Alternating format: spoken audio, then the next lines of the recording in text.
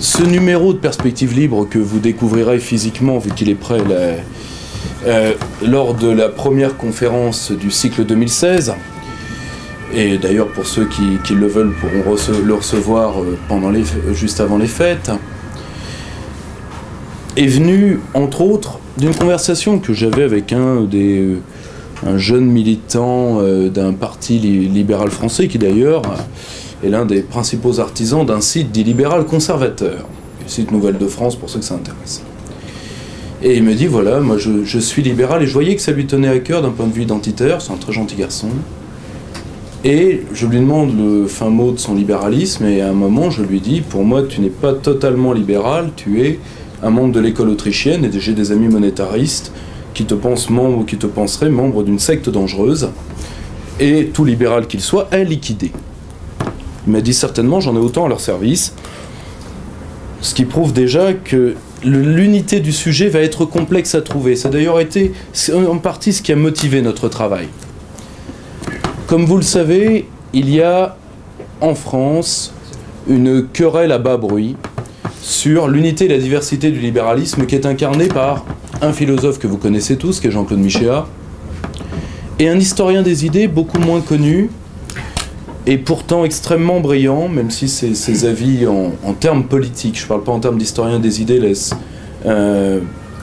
un peu sur sa faim quand on l'écoute. Il s'agit de Serge Audier, qui a écrit une somme que vous trouverez chez Grasset, qui est Néolibéralisme, qui est un pavé d'à peu près 700-800 pages, et qui vient d'écrire sur Foucault et la question libérale.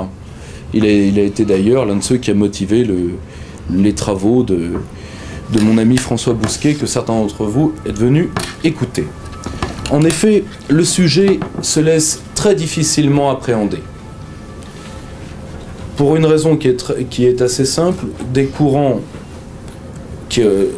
revendiquant le libéralisme, il y en a des centaines à l'échelle mondiale, souvent d'ailleurs plus opposés, et plus difficile de voir des gens plus opposés les uns aux autres, ne serait-ce qu'en Europe de l'Ouest. Le terme a changé de sens selon les époques, a changé de sens selon les pays. Je vais donner un exemple. Quand on dit d'un anglo-saxon qu'il est libéral, et particulièrement aux États-Unis, premièrement, ce n'est pas un compliment. En tout cas, dans une large part des États-Unis, ce n'est pas un compliment. Et deuxièmement, ça équivaut à progressiste. Et si vous parlez à un membre du Parti républicain, voire à un intellectuel organique du Parti républicain, comme mon ami Paul Goldfried, ça veut dire gauchiste. Et c'est très loin d'être un compliment.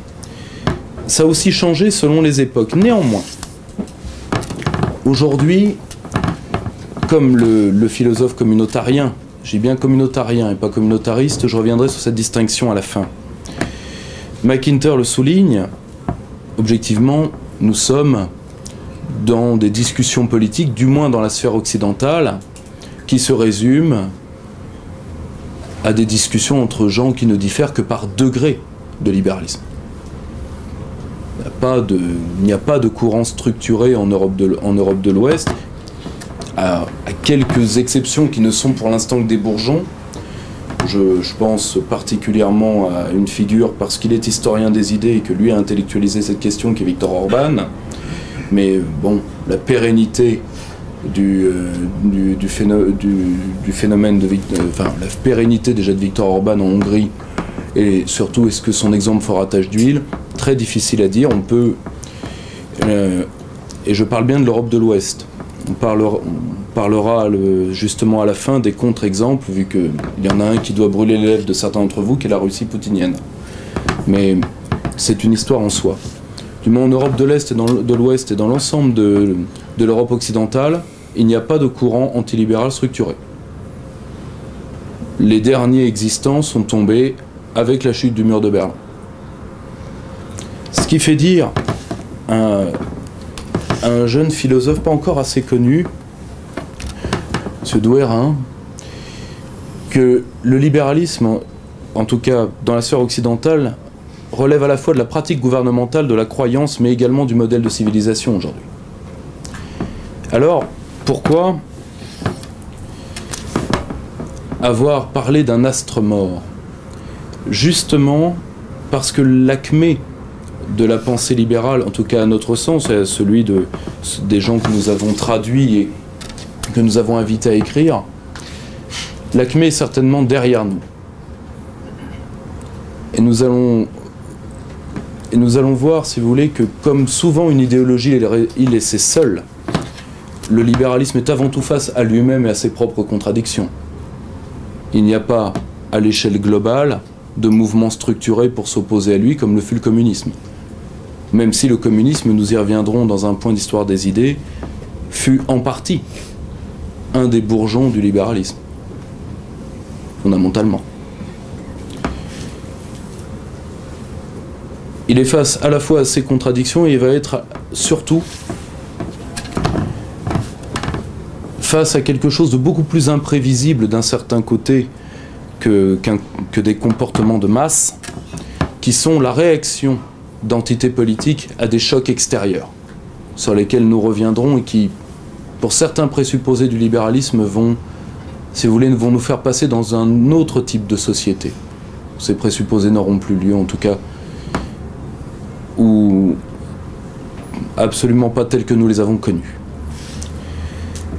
Si nous revenons à la définition,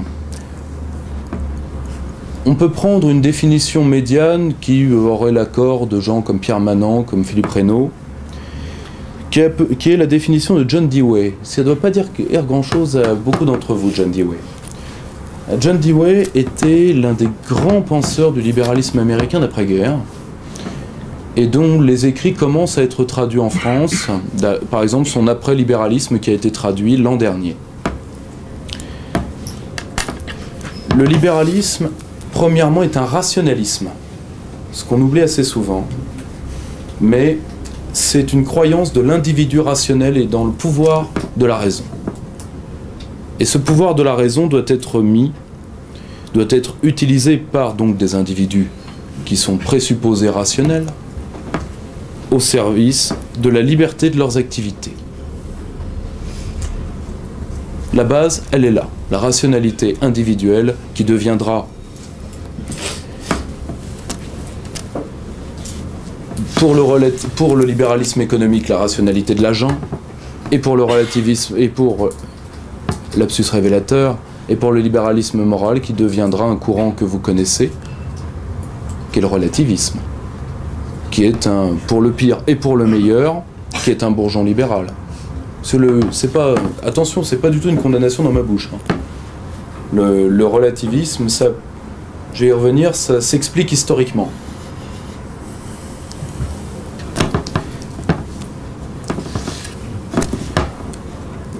De cette liberté laissée aux individus rationnels de pouvoir d'un certain côté vaquer à leurs occupations. C'était le sens du laisser-faire, laisser-aller qui résumait le libéralisme du 19e.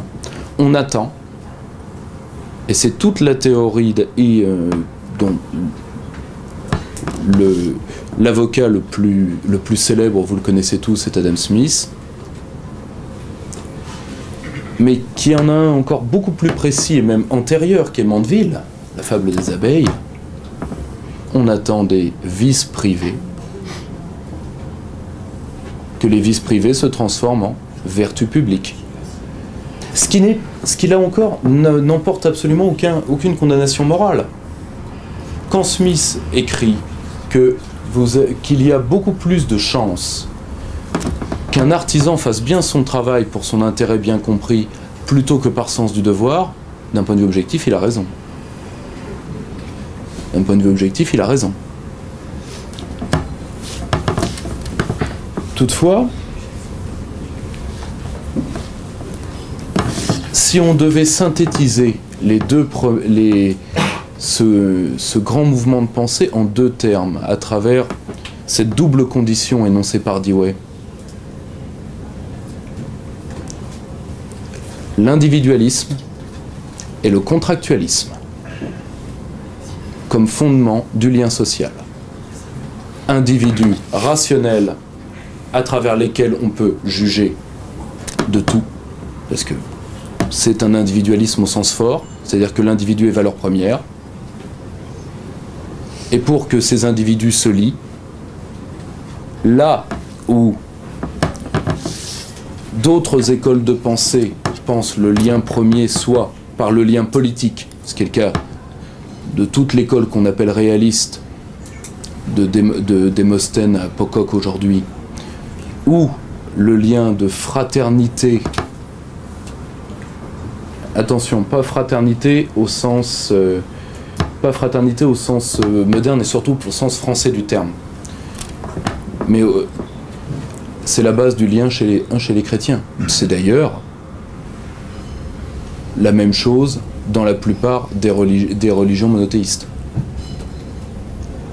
Pour que ce lien existe, la pensée libérale le pense contractuel. Elle n'est pas tout à fait la seule.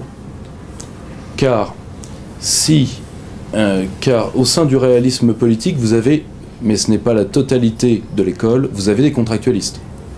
Hobbes est contractualiste, par exemple. Pour éviter la mort violente, les hommes se mettent sous la protection du Léviathan auquel ils confèrent le droit de protection à travers leur pouvoir de tuer. Car c'est l'égalité fondamentale chez Hobbes qui justifie le Léviathan. Car il est dans nos moyens à tous de nous entretuer, aussi fort ou aussi intelligent soit-on. Mais la totalité des auteurs du réalisme politique ne sont pas nécessairement contractualistes. Il n'y a pas, à ma connaissance, dans les grandes théories libérales, il y a toujours à la lisière des grandes théories politiques des auteurs hétérodoxes. Je pense le libéral le plus hétérodoxe que je connais, c'est étant Isaiah Berlin, qui est à la fois libéral, contractualiste, pro-droit de l'homme, anti-1789 et anti-rationaliste, mais qui était tout seul de son avis.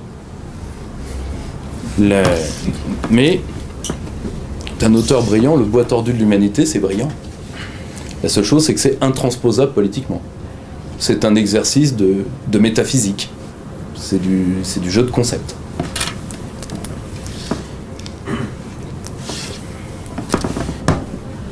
Quel est le sous-effet d'un contractualisme poussé au sein d'une société ?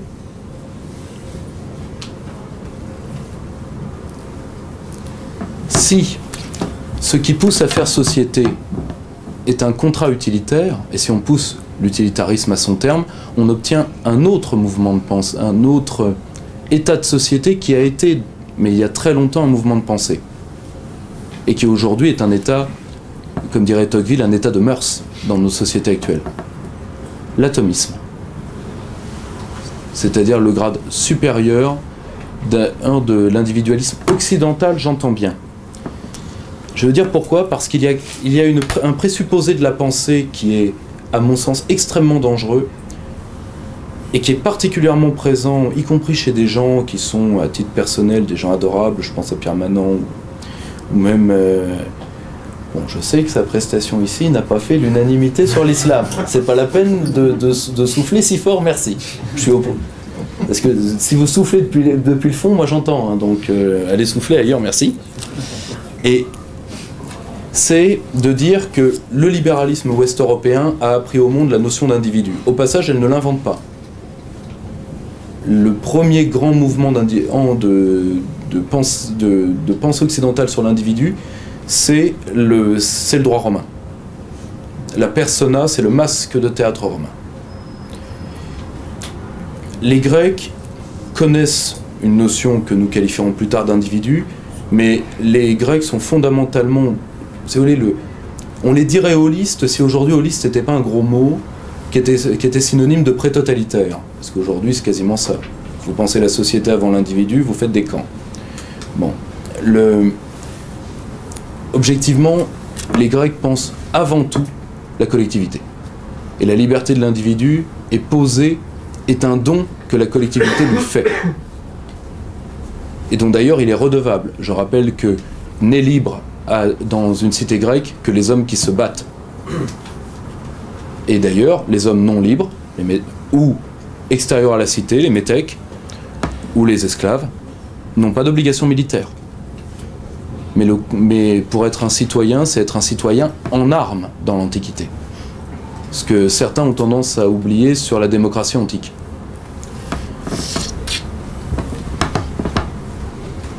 Mais objectivement, nous n'avons pas donné au monde la notion d'individu. Il y a eu vraiment un superbe bouquin, dommage qu'il soit si cher, de sciences sociales qui était sur l'individualisme, dans les diverses cultures. Et on voit qu'à peu près toutes les grandes civilisations ont développé un type d'individu, qui n'était pas ni moins ni plus sophistiqué que le nôtre, qui était peut-être, si on le juge par l'anthropologie actuelle, c'est-à-dire par les hommes qui ont été créés par ces systèmes peut-être moins déviants. Mais en tout cas, nous n'avons pas à revendiquer une quelconque gratitude de la part des civilisations, particulièrement des civilisations d'Extrême-Orient, mais ça vaut également pour les civilisations amérindiennes et les civilisations africaines et moyen-orientales, par rapport à la notion d'individu. Aujourd'hui, notre définition de l'individu est prépondérante, mais elle ne fut pas en tout temps unique. Ça me permet d'introduire un point. Le libéralisme a mauvaise presse, pas uniquement en France, mais il a mauvaise presse dans beaucoup de pays pour une raison qui ne lui est pas entièrement imputable. Outre les effets de certaines de ces doctrines, sur lesquelles nous reviendrons, il a été aussi un discours qui a... Ça, il y a eu un très très bel ouvrage qui est de Domenico Losudo, qui est Contre-histoire du libéralisme, où on vous apprend, enfin c'est un sentiment que beaucoup avaient, mais qui n'avait pas de preuve historique pour le démontrer, qu'en réalité le discours libéral avance au XVIIe, XVIIIe, puis surtout il se sédimente, comme la plupart des écoles de pensée d'ailleurs, au XIXe siècle, ce qui est normal. Quelle est la grande différence du XIXe siècle? Les journaux de masse, l'émergence du journalisme de masse. C'est pour ça que les courants d'idées à la fois se multiplient et se sédimentent au XIXe. Un fait médiologique. Le discours libéral accompagne largement le discours colonial. C'est pour ça d'ailleurs qu'il est très mal vu dans une partie des pays du monde, parce qu'il a été la marque de l'Occident pour une raison qui est très simple. Prenez le cas d'un sous-discours qui est le discours du libre-échange. À quoi a servi le discours du libre-échange historiquement?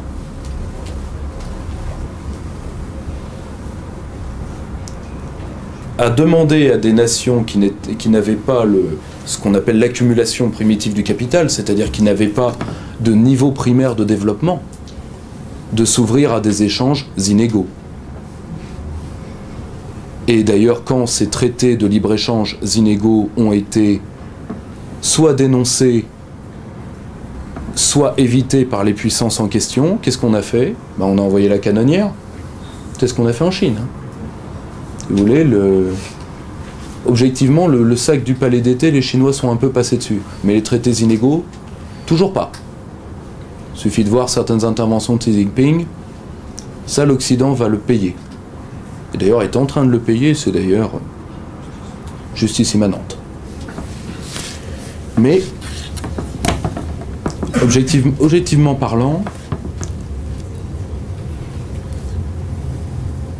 au-delà de certaines idées qu'on peut trouver généreuses, c'est un courant qui a acquis dans une part de l'ancien monde colonisé, premièrement, qui est vu avec méfiance parce que c'est un bras armé de l'Occident, alors que chez nous, ce qui est très drôle, c'est qu'on a du mal à voir qu'une partie de nos comportements, et particulièrement de notre relativisme, en est très clairement issu, parce qu'en réalité, c'est un très vieux courant, et qui a été sédimenté dans les mœurs. Objectivement, la première souche, si vous voulez, elle est scolastique. C'est le nominalisme. Et du nominalisme, on est passé au subjectivisme, du subjectivisme à l'individualisme et aujourd'hui au constructivisme. C'est-à-dire que le stade supérieur de l'individu, c'est la construction de sa propre réalité. Et c'est d'ailleurs pour ça qu'on vous dit, particulièrement aux délinquances idéologiques que je vois dans cette salle, que ce que vous vivez n'existe pas. Et comme vous le vivez quand même, c'est ce qui vous emmènera sur le chemin de la délinquance. J'arrête là. C'était le quart d'heure prévention en partenariat avec le ministère de l'Intérieur. Oui, maintenant, dans tout spectacle vivant, on est obligé de... C'est soit ça, soit une pancarte Charlie derrière moi pendant 1h30.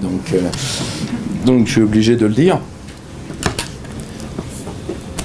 Et objectivement, nous devons certaines choses, et bien évidemment à la pensée libérale. Quand elle est... En France, c'est un peu plus facile. D'ailleurs, c'est pas pour rien que c'est un courant qui n'est à la fois, enfin qui est plus tardivement en France, mais qui n'est à la fois en France et en Angleterre, qui sont deux pays qui ont connu des affrontements politico-religieux très durs. On l'oublie souvent, mais la Révolution anglaise, la Glorieuse Révolution, a été un déchaînement de violence sans nom. Elle a vu les premières théories socialisantes, ce qu'on oublie beaucoup, mais elle a vu une tentative de refonte religieuse violente à travers la figure du Lord Protecteur, Cromwell. Encore, et pour ça, il y a deux ouvrages que je vous conseille, qui d'ailleurs l'un n'est que la suite de l'autre. On parle toujours de Hobbes, qui est l'un des pères du libéralisme philosophique, enfin politique. On en parle toujours pour le Léviathan. Mais on oublie que le Léviathan a une première partie. Le Behémoth. Le Léviathan, monstre de la mer, le Behémoth, monstre de la terre. Que dit Hobbes dans le Behémoth? Il raconte la guerre civile anglaise. Et il présuppose que, disons, il présuppose qu'un État extrêmement fort pourra éviter la guerre civile. C'est pour ça que Hobbes, et ça c'est un fait classique d'histoire des idées, objectivement, c'est un père de fratrie, vu qu'une part du républicanisme moderne a pour père Hobbes et Machiavel, et le libéralisme philosophique a pour père Hobbes également. Donc si vous voulez, ce sont des auteurs qui sont à la charnière de différents courants.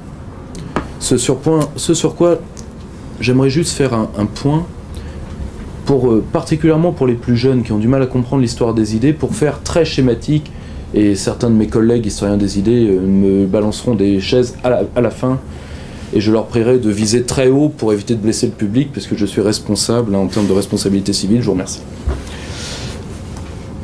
Objectivement, l'Occident, enfin ce qu'on appelle l'Occident géographiquement, a été structuré par trois grandes écoles philosophiques, en termes de philosophie politique.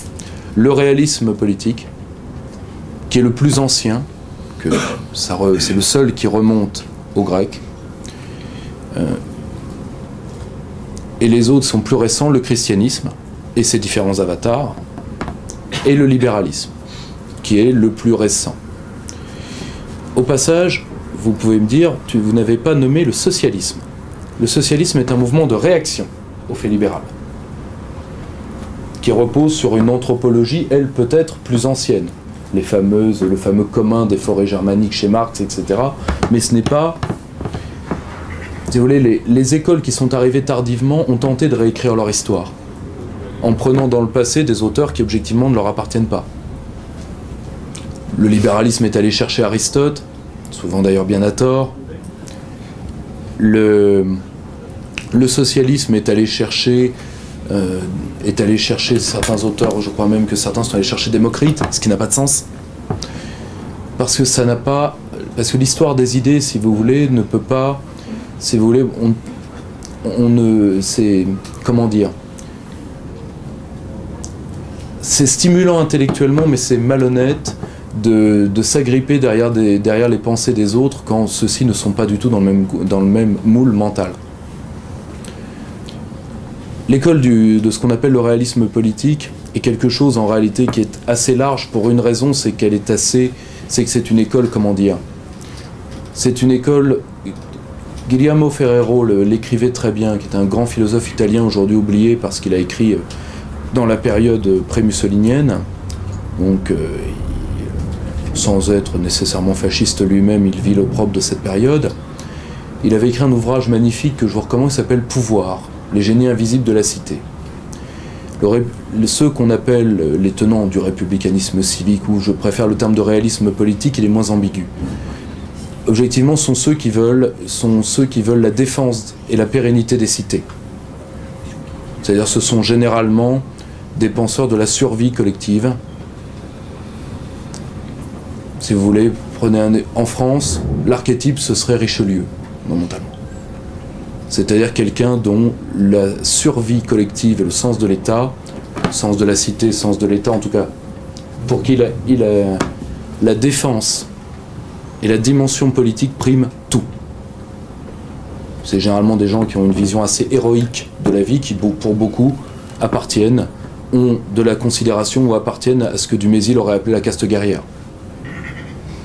Objectivement. Les affaires de l'autre monde leur échappent beaucoup. C'est la phrase de Machiavel, « Je préfère ma patrie à mon âme ». Ce qui est au passage une phrase d'un courage hors du commun pour un homme de la Renaissance. Parce qu'à l'époque, l'enfer, on y croit. Et on croit à l'enfer réel, pas être attaché à vie devant les émissions d'Hanouna. Ce qui peut être infernal également, hein, mais on croit au vrai enfer et pour l'éternité en plus. Non, ça c'était pour vous réveiller un petit peu. Et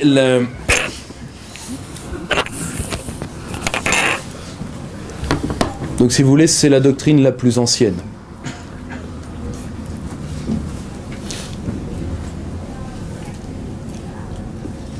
Elle a eu peu d'inflexions dans l'histoire de l'Europe occidentale. Elle en a une grande, si on en croit Léo-Strauss, qui a été Machiavel, qui finalement lui a réduit la défense qui a plutôt réduit une part du républicanisme, non au fait de faire anthropologiquement des citoyens, c'est-à-dire des hommes qui réalisent leur humanité dans le fait politique, mais à une pure défense du pouvoir. Ce qui, de la part de Strauss, est à mon sens un mauvais procès fait à Machiavel, mais pas ça. Le libéralisme, lui, est né, et ça même les auteurs les plus libéraux en France, je pense à Pierre Delauzin ou à Pascal Salin, sont assez d'accord là-dessus, le libéralisme est né de l'affrontement, est né des affrontements religieux, ça c'est une chose, mais pour une raison essentielle. Le libéralisme est né du refus de voir tuer et mourir des hommes au nom du bien, du beau et du vrai. C'est-à-dire que tout duel politique sur le sens de la vie, sur la vie bonne, sur le bien commun, diraient les catholiques,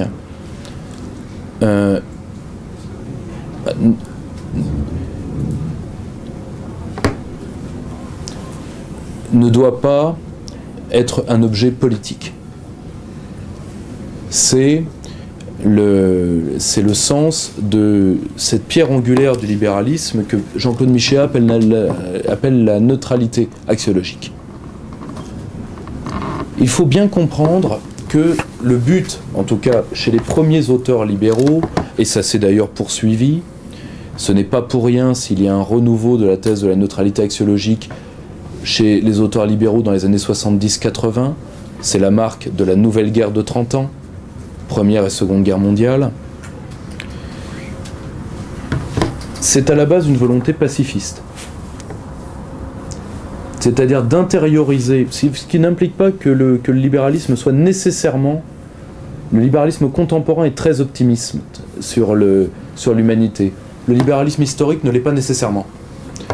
En réalité, pour beaucoup d'auteurs libéraux, c'est au sein de la société que l'agressivité naturelle des hommes, d'où par exemple l'accent sur la compétition, etc., doit s'exercer. N'implique pas que l'homme soit... si vous voulez, finalement, il y a très très peu de doctrines politiques qui pensent que l'homme est bon. A raison d'ailleurs.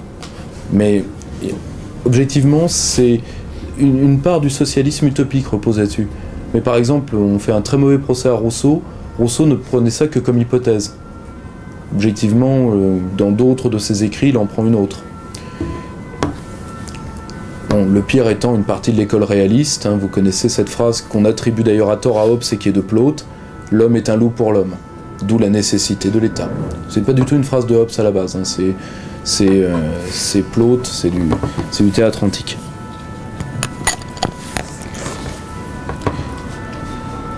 Objectivement, pour moi en tout cas, à titre d'historien, la grande mue du libéralisme va avoir trois grandes mues successives du libéralisme. Une au XVIIIe, qui se fait entre la Hollande et l'Angleterre, et qui va servir, et d'où le fait que le libéralisme soit souvent associé par les peuples qui l'ont subi au fait colonial, ça va être cette traînée de poudre dans la pensée européenne qui a été magnifiquement vue. Là, c'est un ouvrage qui, à mon sens, enfin, c'est une suite d'ouvrages qui, à mon avis, devrait être obligatoire pour ceux qui veulent suivre ces séminaires, qui a été admirablement vue par Hervé Juvin dans ses différents écrits. C'est-à-dire, à partir d'une part du XVIIIe siècle, on commence à se dire que la Terre, et ça, c'est le legs des écrits de John Locke, que la Terre appartient à ceux qui peuvent en donner le rendement. Si vous voulez, toute l'ère coloniale européenne trouve là son habillage intellectuel. L'ensemble. C'est pour ça d'ailleurs qu'on a été les seuls à penser le fait de colonisation. Il y a eu des colonisations partout dans l'histoire du monde. Ça vous étonne qu'il n'y ait jamais eu de théoricien de la colonisation de l'Empire ottoman ou de la Chine quand elle a été réunifiée? Pourquoi? Pour une raison, c'est que c'était souvent une variable démographique. Nous sommes nombreux, nous avons besoin de la terre, combat, victoire, fin de la parenthèse. Nous, c'est aussi un peu le legs de la scolastique médiévale, les Européens sont des phraseurs. Donc ils ont besoin de tout mettre en mots, y compris le pire d'ailleurs. Les Ottomans étaient moins bavards. C'est une qualité. Enfin, je dis ça en tant qu'historien des idées, ça nous laisse aussi pas beaucoup de choses à étudier vis-à-vis de l'Empire ottoman, mais bon. Ça, c'est la première grande mue. La seconde, au XIXe siècle, ça a été les bases de ce qu'on va appeler plus tard la nouvelle économie néoclassique. Alors la nouvelle économie néoclassique, c'est de voir la société comme un tableau. C'était déjà le cas sous les physiocrates, les ancêtres du libéralisme français, mais au XIXe, ça devient, avec les théories de l'optimum, et dont le plus connu est l'optimum de Pareto, ça devient une obsession particulièrement du libéralisme économique, mais pas en France, parce qu'en France, l'école libérale du 19e, c'est l'école des libertés publiques, c'est une école qui est très socialisante, qui est très mêlée de solidarisme, de trucs comme ça. Mais au sein du libéralisme économique, il y a cette idée d'optimum, qui embrasse une large partie du 19e siècle. Le grand problème, c'est que l'optimum, ça veut dire quoi? Ça veut dire que chaque action de l'individu rationnel, rappelez-vous, la base, vu qu'elle ne se pose pas les questions du bien, du beau et du vrai, ça veut dire que chaque action rationnelle est en même temps une action morale. Nous sommes d'accord. Ça va être un legs qui va pourrir au sein de la tradition libérale jusqu'aux années 70-80 de ce siècle, à travers un homme que vous ne connaissez pas, mais vous connaissez sa principale épigone francophone. Monsieur Gary Becker, est-ce que ça dit quelque chose à quelqu'un? Si vous pouvez lever la main, ceux que je vois. Merci. Merci beaucoup. Alors Gary Becker, c'est assez simple, prix Nobel d'économie, qui va être, disons, l'un des grands papes du libéralisme économique de la seconde moitié du XXe siècle, avec des gens plus connus que sont Friedman et Hayek. Mais Becker est le seul qui théorise le libéralisme comportemental, c'est-à-dire le rapport coût-avantage de l'individu rationnel englobe la totalité de sa vie. Vous trouvez une femme parce qu'elle a la forme de hanche qui vous permettra tel type d'enfant. Vous avez tel nombre d'enfants par un calcul rationnel. Et vous n'avez pas d'enfant du tout par un autre calcul rationnel. Grosso modo, pour vous la faire courte, c'est la phrase de Pierre Desproges. La vie est une affaire de choix, le téton, la tétine, ça termine par le chêne ou le sapin. Vous voyez ce que je veux dire? Donc,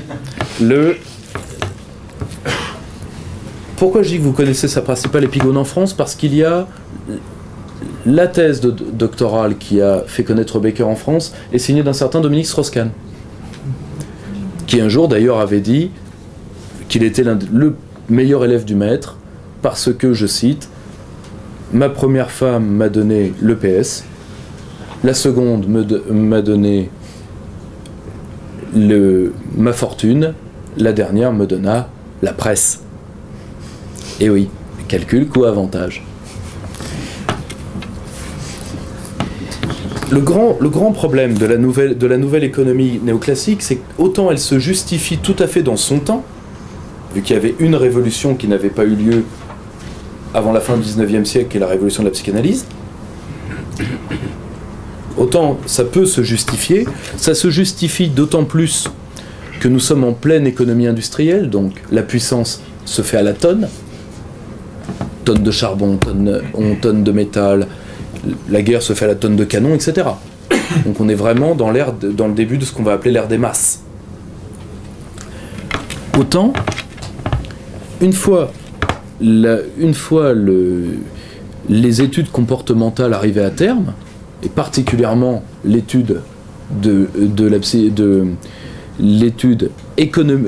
l'étude psychanalytique du fait économique, qui est un grand dada des années fin des années 50, des années 60, qui suit, et c'est tout à fait normal, l'ère de la psychanalyse collective des propagandes de masse, Jaconine, le viol des foules, c'est-à-dire les théories des grands totalitaires, et comme beaucoup d'entre vous le savent, parce que ce sont des travaux qui ont eu un certain retentissement.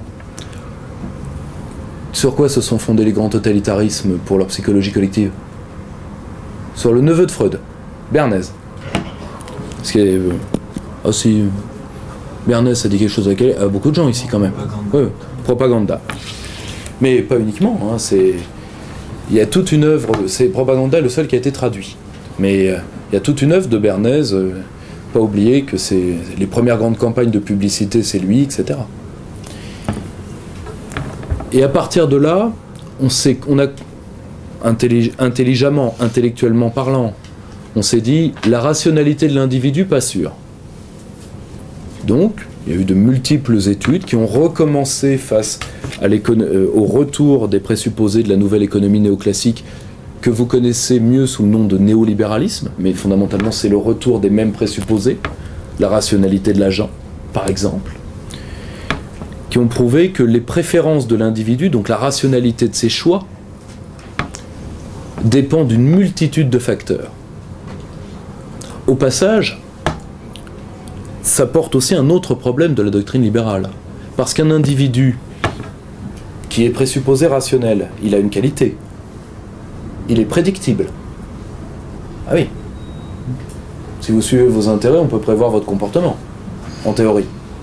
Finalement, là où il y a de l'homme, il y a de l'hommerie. Vous me direz, tout ça pour en arriver là, et pourtant, malheureusement, l'histoire des idées, c'est souvent des tonnes de papier pour enfoncer des portes à demi ouvertes. C'est un beau métier, oui, je sais, envieux. Or, ça c'est la deuxième grande révolution, qui est la révolution de la nouvelle économie néoclassique. Il y en a une dernière, qui commence dans les années 20. Pourquoi commence-t-elle dans les années 20? Parce qu'elle commence par contre-coup. Par contre-coup à la fois au marxisme, qui est devenu, entre-temps, socialisme d'État, l'Union soviétique, et disons, au tout début de l'ère keynésienne. Il faut savoir que Keynes, Keynes était libéral dans son jeune temps. C'est un élève de Marshall, il ne faut jamais l'oublier.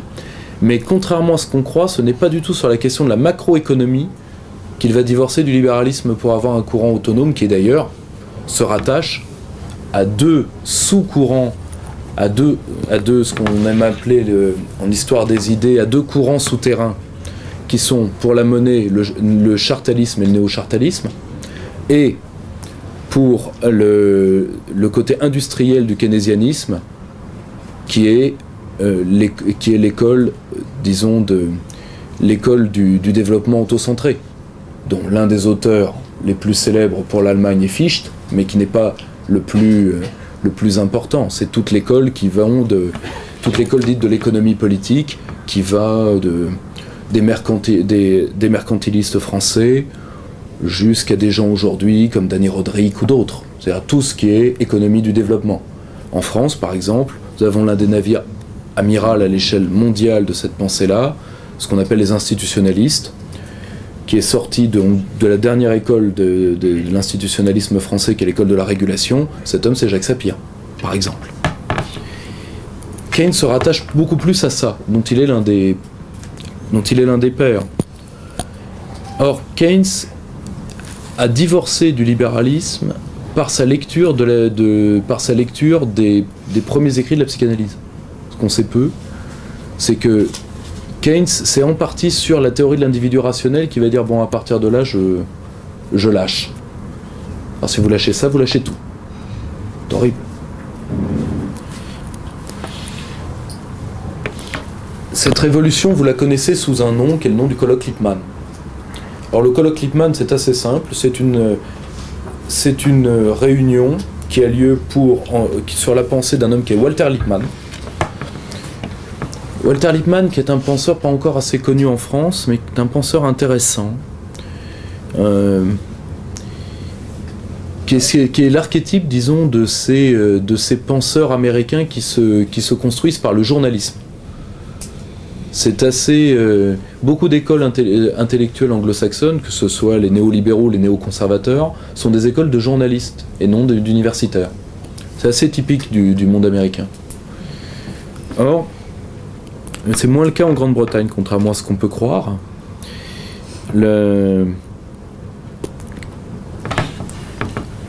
Objectivement parlant,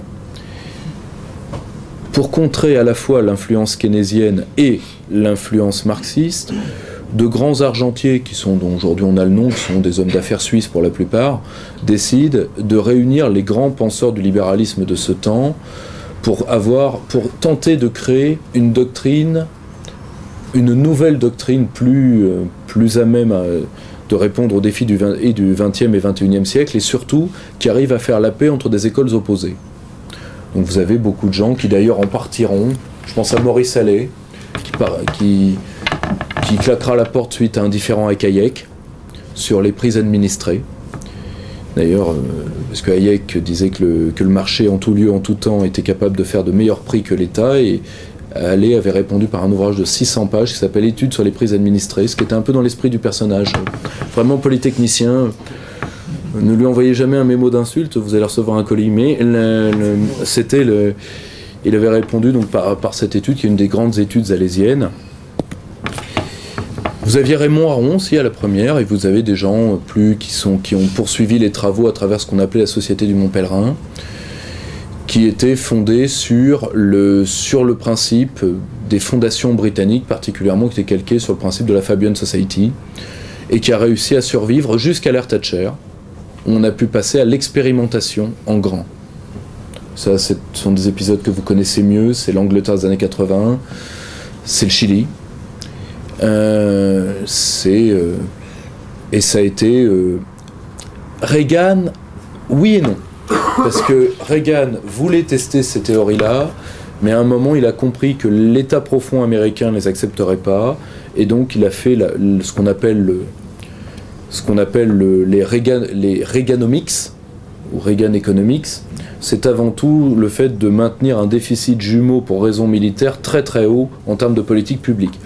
Donc, comme méfiance vis-à-vis de l'intervention de l'État, Ronald Reagan, oui, avec de grosses limites. Avec de grosses limites, vu que fondamentalement, c'est la fin de l'ère Bush père et Clinton qui épongeront l'un des deux déficits. Qui ont été creusés, même multipliés par Reagan. Pourquoi c'est une révolution? Premièrement parce que, objectivement, dans les années 80, ceux qui sont les héritiers du Mont Pèlerin ne s'en rendent pas compte, mais ils vont vivre le sort funeste qui est réservé à une idéologie politique quand elle se retrouve toute seule. C'est le mot terrible du ministre des Affaires étrangères soviétique aux Américains à la chute du mur. nous avons fait pire que vous faire une guerre, nous vous avons privé d'ennemis. Pourquoi? Parce que quand un système, et je reprends encore ces mots de Douérin que je trouve très bons, pratique gouvernementale, ensemble de croyances et modèles de civilisation, quand il se retrouve seul, quand vous avez un adversaire, il y a des parts de vous-même que vous cachez pour combattre et pour vaincre. Quand vous êtes seul, vous avez tendance, tout ressort. Et objectivement, la guerre des années 80, elle est entre deux types de libéralisme.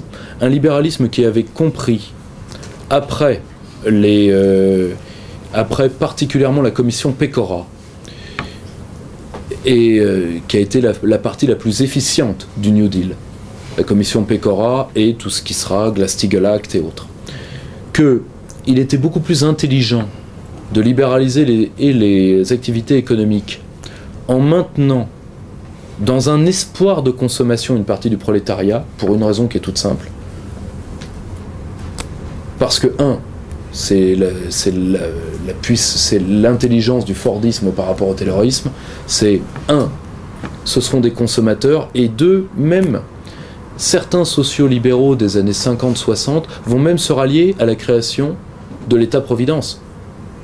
C'est pas du tout une création disons, d'un étatisme français à la Richelieu, voire à De Gaulle, et encore moins un truc socialisant. Je vous rappelle que au sein du Conseil national de la résistance, les communistes sont pas tout à fait partisans de la naissance de la Sécu. Pour une raison qui est toute simple. À votre avis? Parce que si vous garantissez les soins du prolétariat, il va s'embourgeoiser. Or, le Parti communiste est une église, et comme l'église catholique, elle a besoin de pauvres. Ça aide à la croyance. Eh oui, pas folle la guêpe.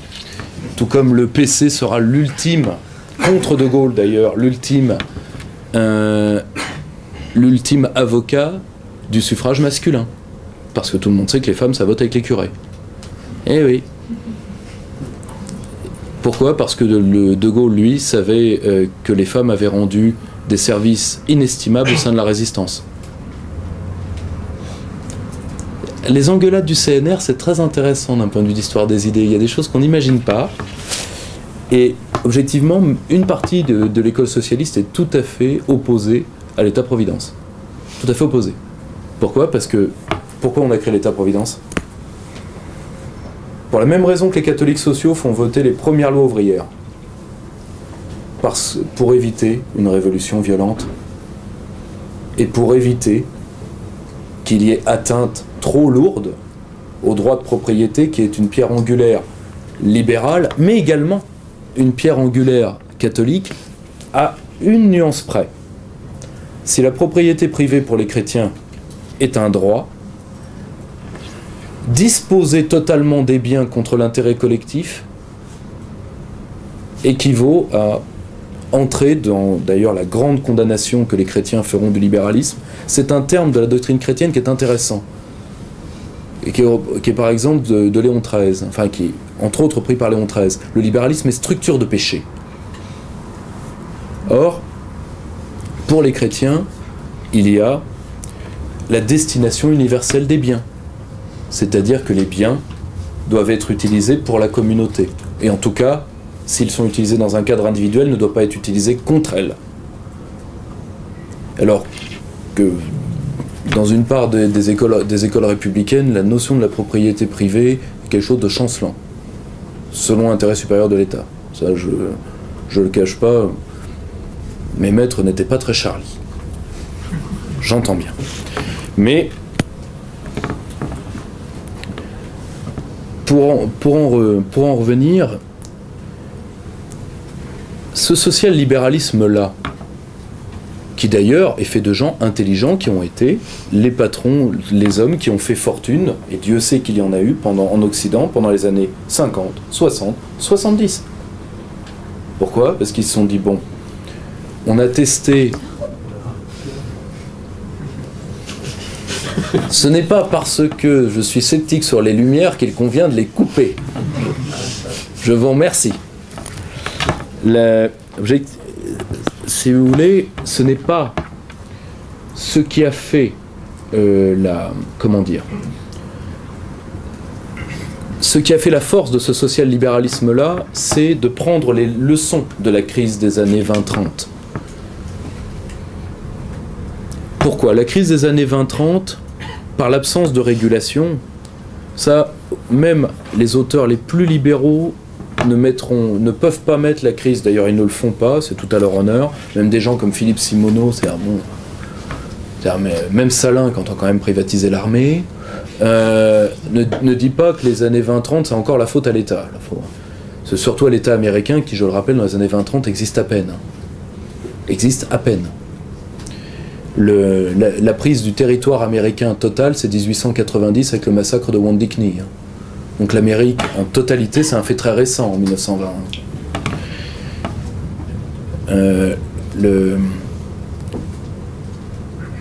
La crise des années 20-30 est due à l'hybridation de certaines activités financières et bancaires. Par exemple, quelque chose que vous allez réapprendre à connaître à la prochaine, qu'on appelle le shadow banking, qui ne portait pas ce nom-là, évidemment, mais qui existait déjà.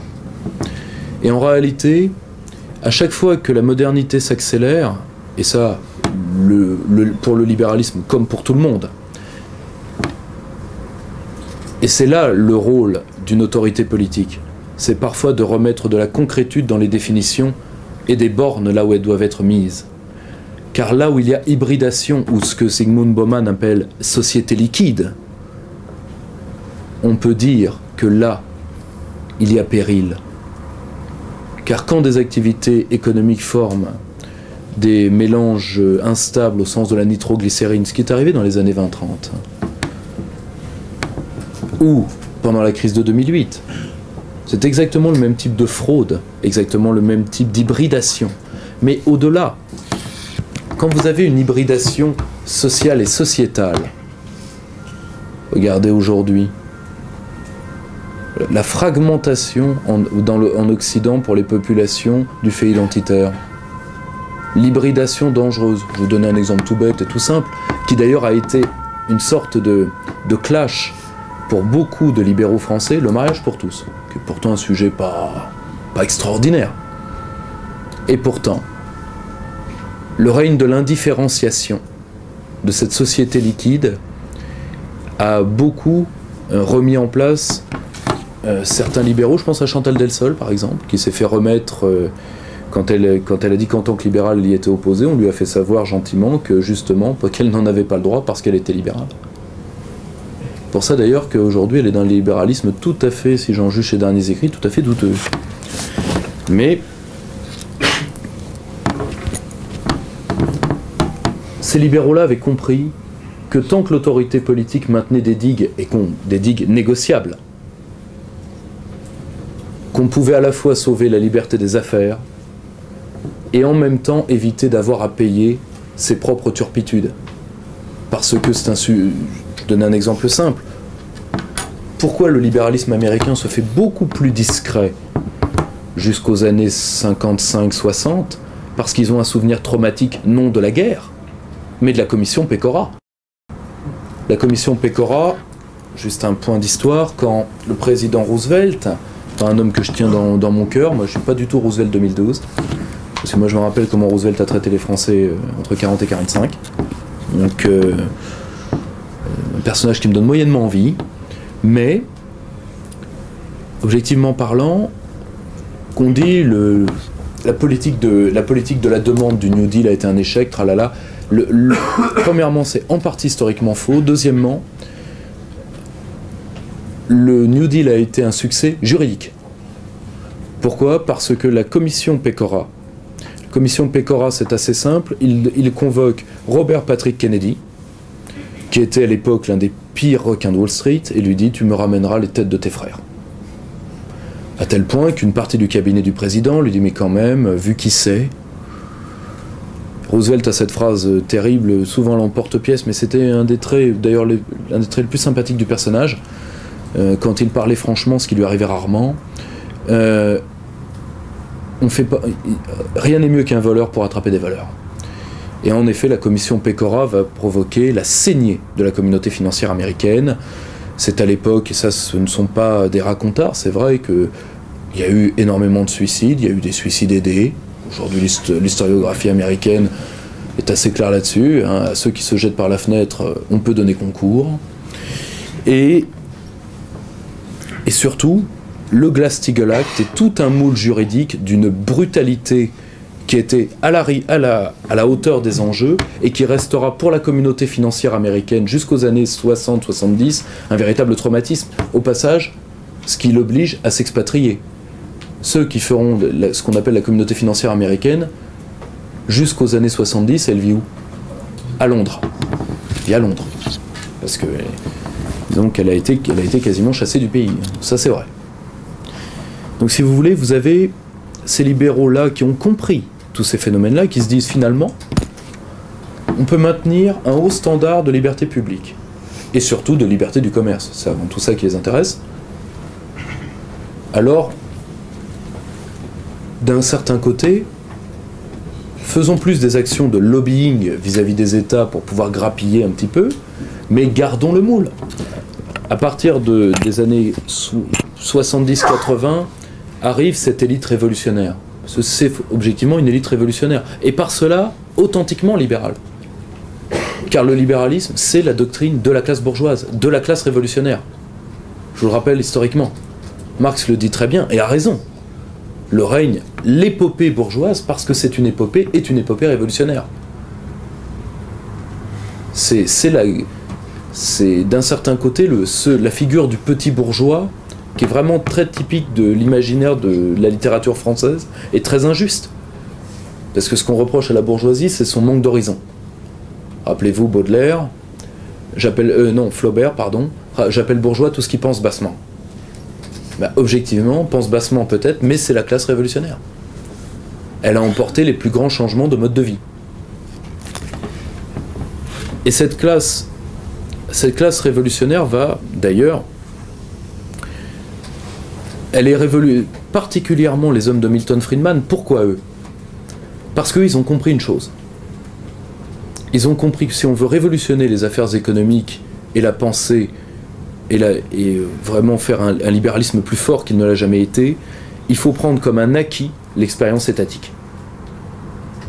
C'est-à-dire, l'État ne doit pas être circonscrit, ce qui était l'objet du premier libéralisme, au profit de la société, mais attention, c'est un terme, l'éloge de la société civile, qui est c'est un auteur libéral peu connu, mais c'est un des textes fondateurs du libéralisme américain, pardonnez-moi, son nom m'échappe, c'est un auteur du 18e, je crois que c'est Anderson, mais j'en suis pas sûr. Donc, la notion de société civile, entendez bien classe possédante. Ça n'a pas d'autre réalité. Faut pas, d'ailleurs, la plupart des libéraux ne sont pas démocrates. Individu rationnel, oui, mais entre rationnel et responsable, il y a une nuance. D'où la sacralisation de la propriété privée, parce que on accède à un surcroît de rationalité quand on a un domaine à gérer. Vous comprenez ce que je veux dire? C'est pour ça que la large part des libéraux jusqu'au 19e, et voire au début 20e, ne sont pas démocrates. D'ailleurs, Hayek, à la fin de sa vie, voulait une aristocratie de sang. Fait des fils des grands entrepreneurs. Ils s'en confient à Sormand, d'ailleurs. Mais, ah oui, on est Charlie ou on ne l'est pas. Lui, il l'était modérément sur la fin. Mais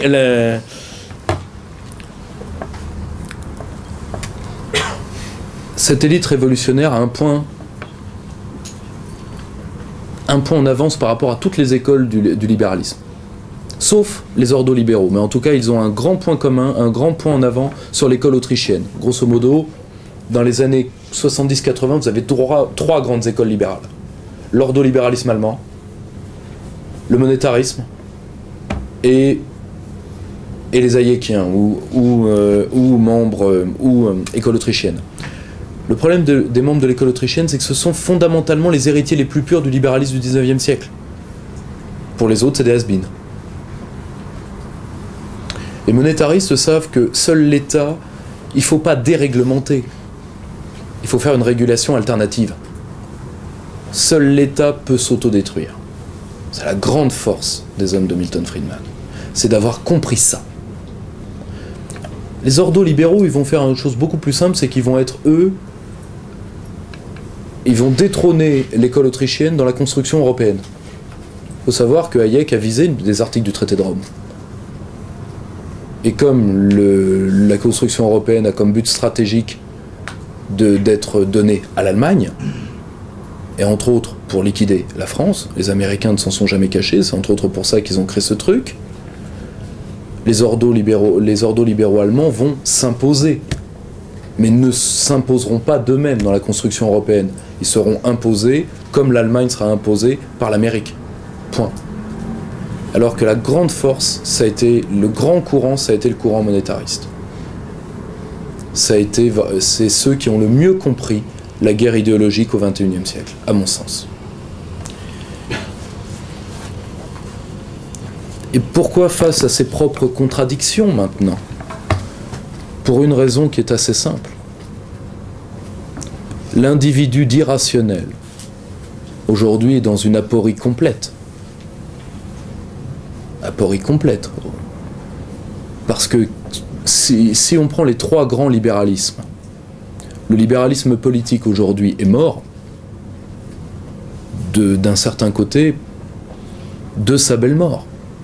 Il n'a pas été tué par quelqu'un, il a été dissous. Dissous par quoi? Par la force du laisser-faire et du laisser-aller. Pourquoi vous voulez que la politique survive à la fin du civisme? Quand le citoyen n'est pas un but, et le civisme c'est pas inné. Quand le citoyen n'est pas un but, quand la dimension politique n'est pas un but, il est tout à fait normal que le libéralisme politique meure avec lui. Que vaut une liberté où personne n'est prêt à mourir pour elle? Rien. Regardez l'Occident d'aujourd'hui. L'Occident d'aujourd'hui est plus apte à faire des marches blanches qu'à défendre ses libertés. Alors vous me direz, les marches blanches, à la longue, on finit par s'y habituer. Hein, les bougies, tout ça, ça donne un aspect très, très famille Adams, c'est fun. Mais, objectivement parlant, le libéralisme économique, lui, est certainement mort aussi, mais contrairement à ce qu'il pouvait croire, pas du tout du fait de l'État. Mais du fait que le libéralisme économique a été entièrement, sauf à l'extrême fin, a été entièrement pensé pour des sociétés industrielles. Or, d'un certain côté, l'application plutocratique de certaines logiques libérales, et là je n'accuse pas les penseurs libéraux en eux-mêmes, ils n'y peuvent rien. Pour beaucoup, ça a été des cocus. Et c'est pas pour rien d'ailleurs qu'une logique plutocratique a choisi les plus malléables, les Friedmaniens. Hayek a quelque chose pour lui. Je vais donner un exemple. L'un des hommes que j'ai eu le bonheur et le plaisir et l'honneur d'entendre à plusieurs reprises et de pouvoir modestement travailler avec lui, Jacques Sapir, est à mon avis l'homme qui admire le plus Hayek que je connaisse. Et qui connaît le mieux ses écrits. Pourquoi? Parce que Hayek est institutionnaliste. Donc il gardait une dimension politique à travers le fait d'institution. Aujourd'hui, la pensée, ce qu'on appelle mainstream, qui est la pensée bâtarde de beaucoup de courants, libéralisme compris, s'est débarrassée du fait d'institution. Elle est fondamentalement désinstitutionnalisante, pour ne pas dire autodestructrice. Pourquoi? Parce qu'elle repose, même stratégiquement, même géopolitiquement, sur une certitude.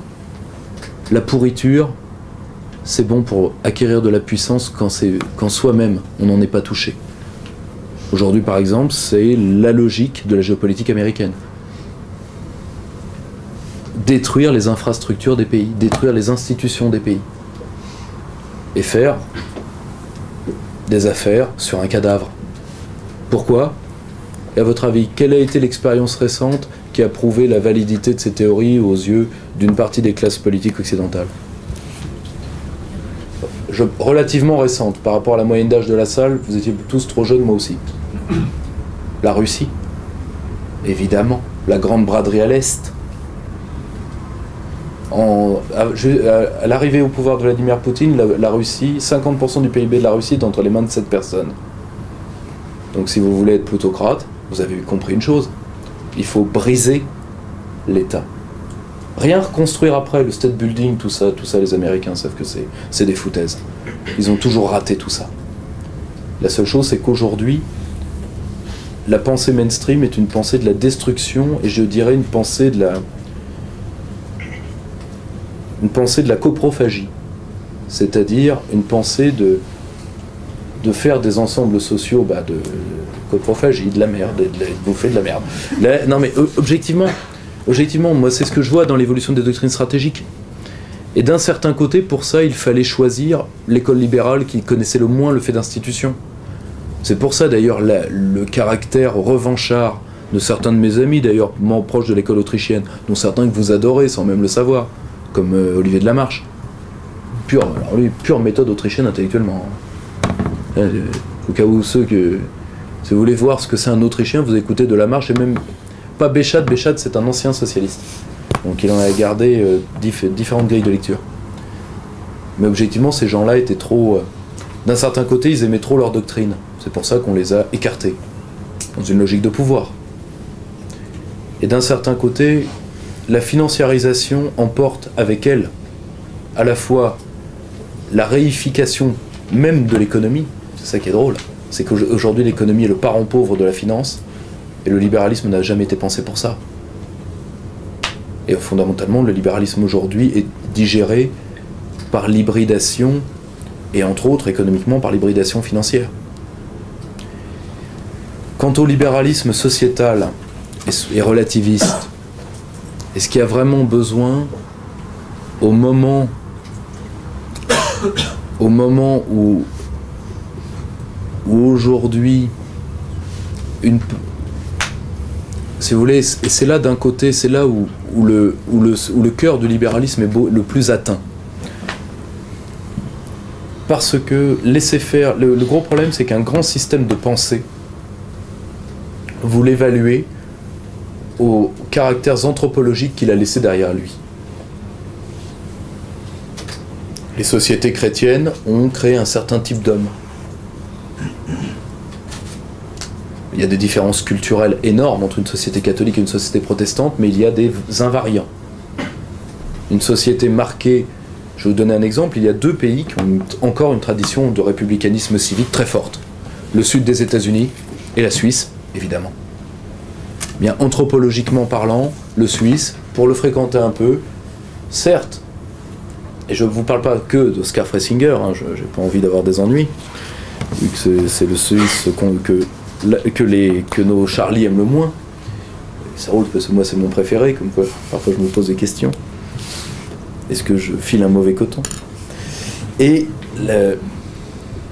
quand vous voyez ce qu'est le débat interne en Suisse, quand vous voyez l'organisation de la Suisse, ou même comment est vécue la citoyenneté dans une part du sud des États-Unis, dans cette ère du populisme sudiste profond, cette ère qui nous ont donné un Christopher Larche entre autres,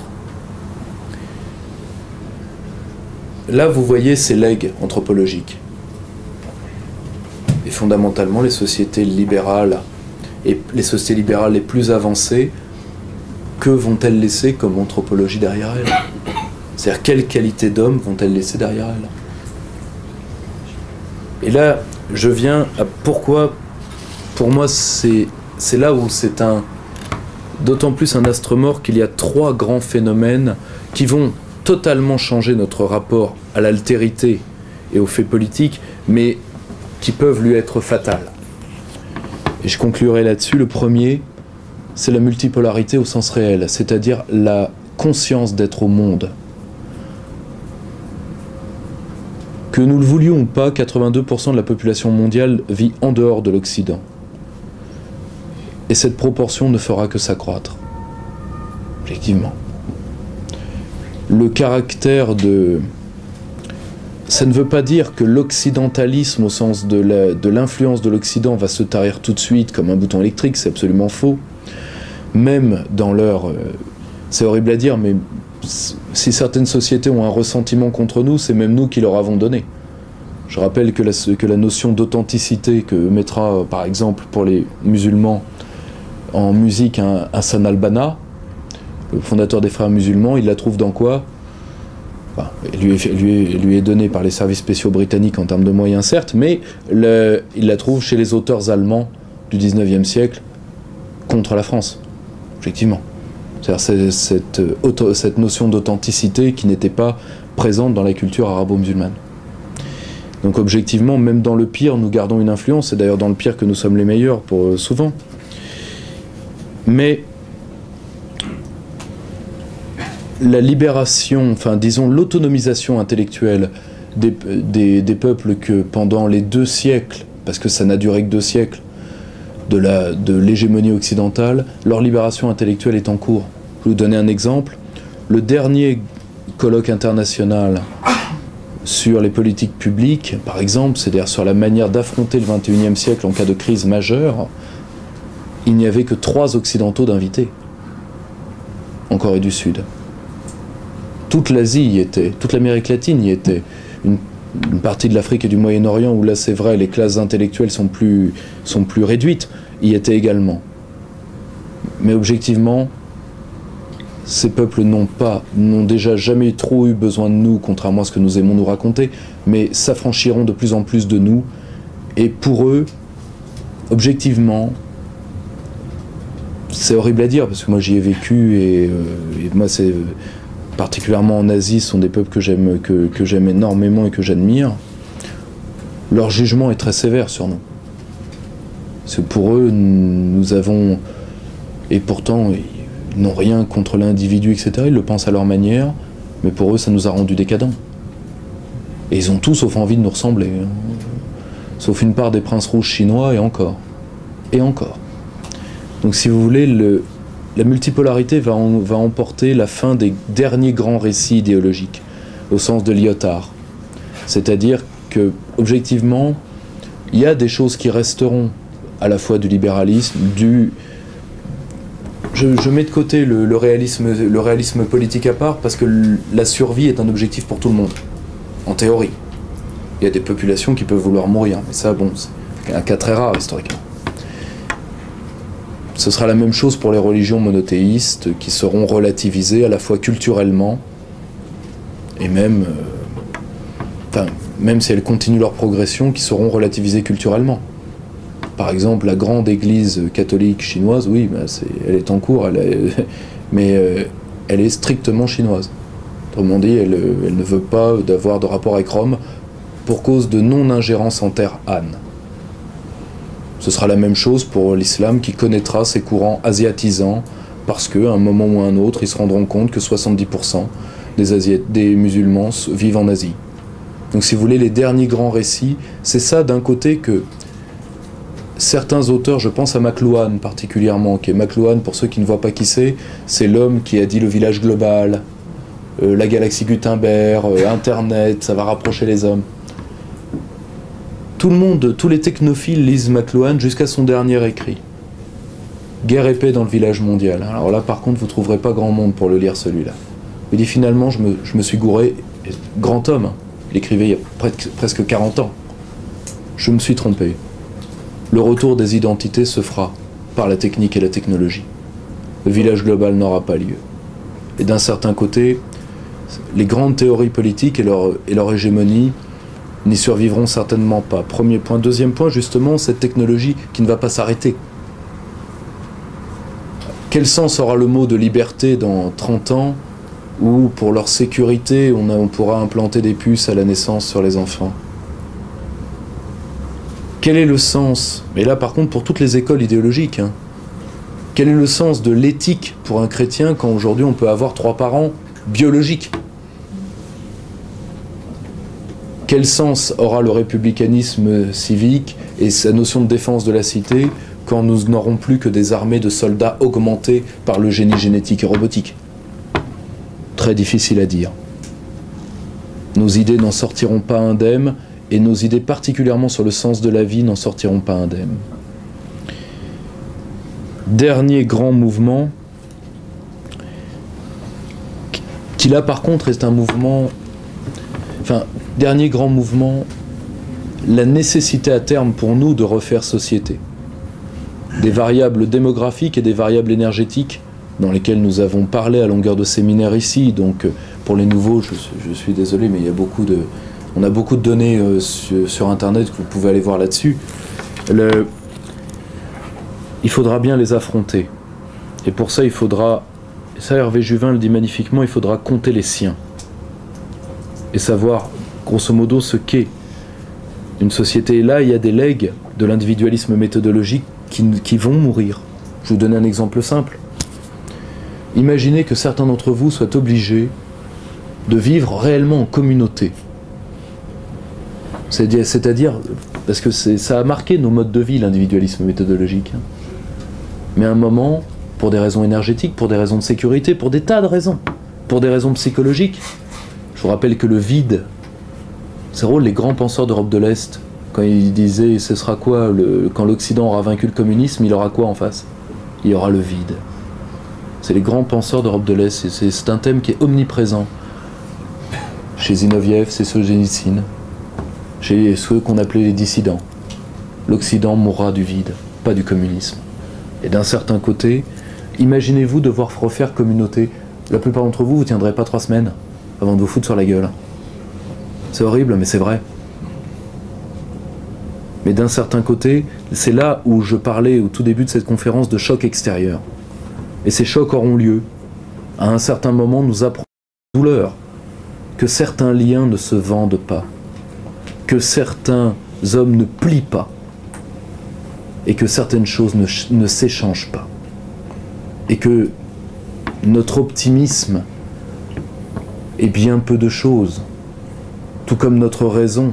Et là, je citerai Barès, s'il y a 2 ou 3 Charlie, passez-leur des sacs à vomi, au cas où. Non, parce que je suis responsable de la propreté de la salle.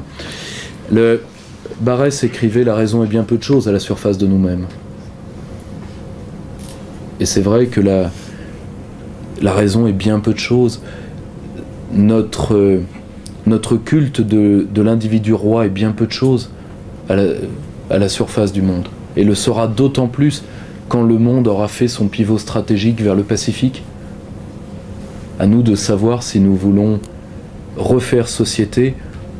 Ensuite, la réponse peut être, comme Victor Hugo jeune disait Chateaubriand ou rien, eh bien l'Occident pourra dire ou rien. Bien si c'est le cas, alors l'auteur de l'Occident terminal ne sera certainement pas libéral, il ne sera pas non plus l'un des miens, ce sera Philippe Muret, quand il disait « L'Occident est mort en Bermuda ». Merci à tous.